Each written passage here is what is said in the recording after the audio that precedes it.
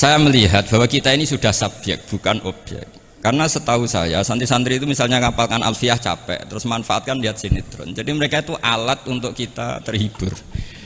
Bukan kita diperalat sinetron, tapi kita memperalat sinetron.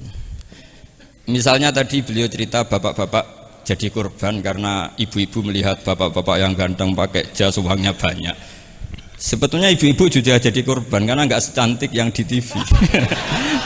Jadi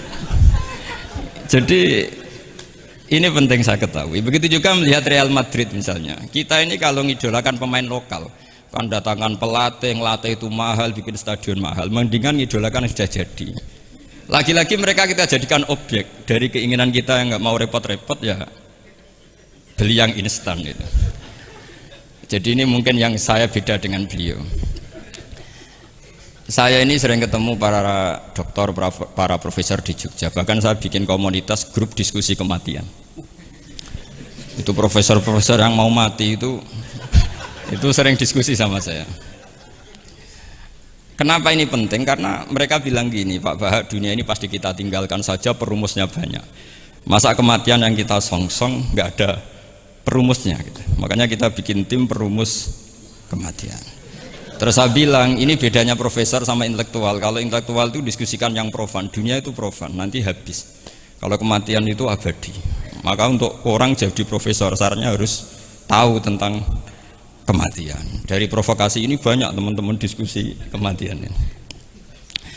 Ini penting saya utarakan karena dunia apapun hebatnya, seperti yang dipandang Mas Hakim, bisa dibalik juga. Misalnya orang bilang Israel nggak bisa dikalahkan, sebetulnya hingga sekarang pun Palestina nggak bisa dikalahkan. Hebatnya apa Israel? Nyatanya tidak bisa menghilangkan Palestina, paling di Google dihapus gitu saja. Sama, apa sih hebatnya punya TV banyak, pemirsanya banyak? Sebetulnya TV itu menggantung banyak pemirsa, dan itu kita. Sebetulnya mereka yang bergantung kita, apa kita yang bergantung mereka? Zaman ibu-ibu belum ada sinetron, mereka terhibur, ngerasani tonggo, petanan, macam-macam. Artinya punya cara untuk hiburan. Lalu TV-TV ini menjadikan mereka objek untuk jadi kaya. Ini gimana supaya kita jadi kaya, mereka jadi pemirsa, jadi apa, macam-macam. Jadilah kita objek. Tapi karena kita orang pinter, ibu-ibu pinter, sebenarnya TV mereka subjek juga ibu-ibu. Delok bojone ra ganteng ya delok yang di TV kan gitu. Jadi ini ya ini pembanding saja karena ini acaranya seminar, nanti eksekutornya yang penasehnya Gus Yofur, muharirnya ini nanti itu. Jadi menurut saya ini saya seperti pesan Gus Iid, kita sersan saja, serius tapi santai. Karena setahu saya sering diskusi sama Gus Yofur. Kemarin diskusi tentang waktu di Denmark, di Eropa itu disamakan, dikonversi waktu yang ada katulistiwa. Apa setiap negara punya aturannya sendiri? Karena Denmark itu ada masa tertentu yang siang itu sampai 3 bulan. Sampai sekarang saya sering diskusi sama beliau tentang itu, terus tentang Mina jadi, tentang macam-macam lah. Setahu saya begini ya, pernah ada guyonan di beberapa ulama. Pernah dipertanyakan, cengkeh itu kan wangi, sehingga kalau kue tar itu dikasih cengkeh. Oke, kita sepakat dalam konteks bikin kue tar itu cengkeh dikategorikan pewangi. Lalu kategorinya adalah pewangi. Pertanyaannya berarti kalau orang haji, ihram, merokok itu wajib bayar dam karena pakai pewangi. Itu hampir putus. Karena dikonsensus oleh ahli-ahli pakar kue itu termasuk kategori pewangi. Tapi ketika ada pembanding ini Mas, ini pentingnya pembanding. Lalu berarti orang Jumatan disunatkan rokok, kan harus pakai kesunatannya kan pakai pewangi gitu. Nyatanya tuntas juga. Enggak jadi, artinya keputusan itu udah jadi. Jadi kalau saya ditanya Gus Barok, cara ngelawan apa hegemoni barat atau derasnya media massa, ya sudah kalau nggak punya kan nggak keserang. Makanya saya tidak punya gitu. Jadi orang susah ada gelombang pornografi kan karena lihat. Gus Barok mungkin lihat sehingga merasa ada gelombang pornografi. Lah saya kan tidak punya, makanya saya nggak serang. Karena dulu ngaji saya itu Darul Mafasid Muqaddamun ala Jalbil Masoleh. Kalau disara-saran saddan lidzaro'e, kalau rawan bahaya ya tidak usah. Ya saya kira gitu, kira-kira alasan saya kena. Selain mungkin saya tidak kuat beli Gus Barok, tapi kan tidak pantas saya termasuk orang yang dianggap keren terus nggak kelar itu, tidak mampu beli. Tapi yang saya mencintai anak-anak Anwar karena sealma mater dengan kita, dan nanti kalau misalnya ada tanya jawab ya biasa saja seperti dulu. Anda tidak harus yakin saya benar, meskipun Anda jangan yakin pendapat Anda benar. Tapi masalah media memang mulai dulu Banu Tamim itu pernah juga datang ke Rasulullah bilang innamat hanazinun wa dhammana syainun, itu masyhur. Ya Muhammad, kita ini iman tanpa dijajah Anda. Kita iman karena bukan kalah perang, dan kita komunitas yang besar, sehingga perlakukan kami dengan khusus. Karena sekali saya muji Anda, maka pujian kita adalah menjadi zainun laka, menjadi hiasan, menjadi pencitraan yang bagus bagi Anda. Wa inna dhammana syainun, sekali kita mengkritik kamu maka kamu dalam bahaya, syainun, maka kamu akan hina. Apa jawab Rasulullah? Enak saja Nabi jawabnya, zaka Allah, kita ini orang iman. Kalau dikritik media ya tenang saja, yang penting intawah benar. Nah mungkin saya latihan di makom itu, sehingga saya itu sama media biasa saja. Istri saya lihat sinetron, setahu saya gitu, bersumpek gitu, delok dunia gitu, hiburan delok sinetron. Ini sebenarnya kita subjek apa objek? Kalau menurut Mas Hakim objek, kalau saya ya kita subjek. Kalau bosan ya ganti saja. Kalau bosan ganti. Jadi kita yang memainkan mereka, bukan kita yang dimainkan mereka. Wong yang pegang remote kita. Nah, saya kira ini yang ringan-ringan saja, seperti pesan Gus Iyad tadi, sersan itu serius tapi santai. Ya biasa saja menurut saya, ini zaman nggak bisa dilawan ya. Saya juga beberapa kali ketemu menteri, ketemu pejabat ya, kita sering diskusi. Kadang-kadang mereka bilang, Gus, mbok ya usul tentang sebetulnya tata negara itu kayak apa.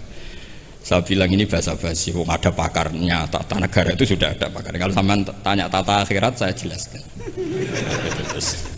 Ya tata akhirat itu kamu di dunia harus sujud. Dunia ini nanti profan, jabatan menteri itu profan. Kalau akhirat itu abadi. Akhirnya ngaji sama saya. Enggak bab itu tapi ini penting. Bagaimanapun kita umatnya Nabi yang diamanati menyelamatkan umat ini sampai dunia akhirat. Kalau yang di dunia sudah ada spesialis ya kita terima. Bagaimanapun orang Islam itu kalau bisa ya fit dunya hasanah. Tapi yang sudah agak-agak berKTP akhirat kayak saya jangan dipaksa. Ini penting ya, karena memang ayatnya wafil akhirati hasanah gitu. Jadi kita tidak boleh hanya bicara kompetisi antar TV macam-macam. Kalau antar program pengajian mau saya, karena itu ya saya kira demikian. Ini penting ya pembanding itu, karena saya punya cerita ya, betapa Rasulullah SAW ini sangat-sangat akademik ya. Saya punya cerita agak serius. Setelah ini selesai, saya ini terakhir Gus Bara. Suatu saat ada seorang sahabat, ini yang disetujui atau diamini oleh para ahli tafsir. Dia perang gitu atau ditugaskan ke Nabi itu. Di kitab saya sahabat itu namanya Muhallam bin Jassama. Saya nggak tahu kalau nama itu di kitab Anda karena beda kitab namanya beda. Dulu itu kalau saya jago Tyson, kok Tyson kalah, oh di TV saya Tyson menang gitu. Tapi semenjak ada real time katanya nggak mungkin nanti. Kalau Tyson menang ya menang semua. Tapi kalau kitab itu beda. Di ayat idza darabtum fi sabilillahi fatabayyanu itu.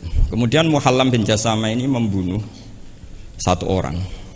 Di kitab saya namanya itu Amir bin Atbad.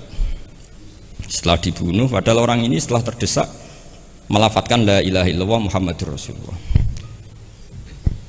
Dalihnya ini kan tentang informasi juga ya, ini kaitannya masih informasi, saya bukan menyempal dari tema. Ditanya sama Rasulullah, kenapa kamu tetap bunuh padahal dia sudah melafadzkan la ilaha illallah? Kata dia, innama qalaha muta'awwidzan, dia melafadzkan itu karena muta'awwidzan saja, ingin berlindung dari serangan kita. Kata Nabi masih ya, Nabi itu kan nggak mudah terpancing emosi. Halla syaqaq ta'an batnik, bahwa kamu bedal ya, atau kamu bedah lah hatinya isinya kayak apa.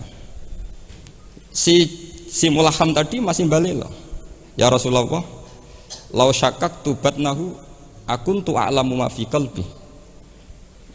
Kalau saya bedah apa saya terus tahu apa isi hatinya? Kata Nabi, ya kamu tetap nggak tahu meskipun kamu bedah hatinya, kamu tetap nggak tahu. Kenapa engkau nyuruh bedah ya Rasulullah? Wong akhirnya saya tetap nggak tahu. Unik jawabannya Nabi itu. Makanya kamu itu sembrono sekali, ngawur sekali kamu. Fala anta ta'lamu ma fi qalbi wala anta taqbalu ma takallama bi. Kamu itu orang aneh. Tahu hatinya ndak akan tahu, tapi menerima omongan yang zahir juga nggak mau. Terus mau kamu apa?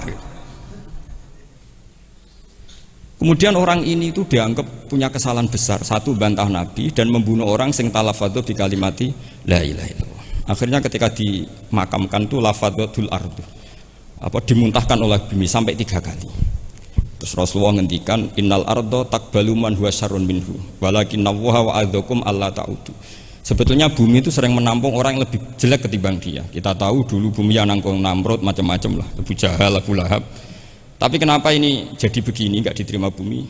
Karena Allah wa'adzakum alla ta'udu. Allah memberi nasihat supaya kamu tidak mengulang. Artinya begini teman-teman santri ya, dalam menerima informasi itu ada hal-hal yang butuh kita sikapi. Ada yang enggak misalnya gini. Masalah talafut bi kalimati syahadah, bi kalimatai syahadah. Itu siapapun yang melafadzkan harus kita terima karena ini kalimat sakral. Bahkan ketika terdesak. Yaitu masyhur itu dalam cerita sebagian kitab, Usama bin Zaid itu pernah membunuh orang padahal sudah talafadhu bi syahadatin. Itu sama Nabi disalah-salahkan. Padahal kata Usama, tapi dia sudah memotong tangan kita, kaki kita. Masa pas kita punya kesempatan tidak boleh bunuh ya Rasulullah? Kata Rasulullah tetap saja ngendikan kaifa tasna'u bila ilahil wahid ja'at yaumal qiyamah. Terus begitu. Nah, ini kalau dalam ilmu tafsir atau ilmu hadis disebut kebenaran absolutisme. Sehingga ada hadis mangqala la ilaha illallah dakhalal jannah wa in zana wa in saraka. Kalau di bab fikih informasi itu bisa kita terima kalau mukhbirnya itu adil. Datanya valid. Tapi khusus kalimat syahadat itu tidak, wa in zana wa in saraka harus kita terima. Sehingga kita tidak pernah mengkafirkan orang fasik. Misalnya lonte ditanya Tuhan siapa, ya Allah. Rektor Al-Azhar jawabnya ya Allah. Ketua MUI ya jawabnya ya. Jangan karena misalnya copet bilang Tuhan itu Allah, terus MUI bilang wah saya tak jawab yang lain lah, nanti sama gitu.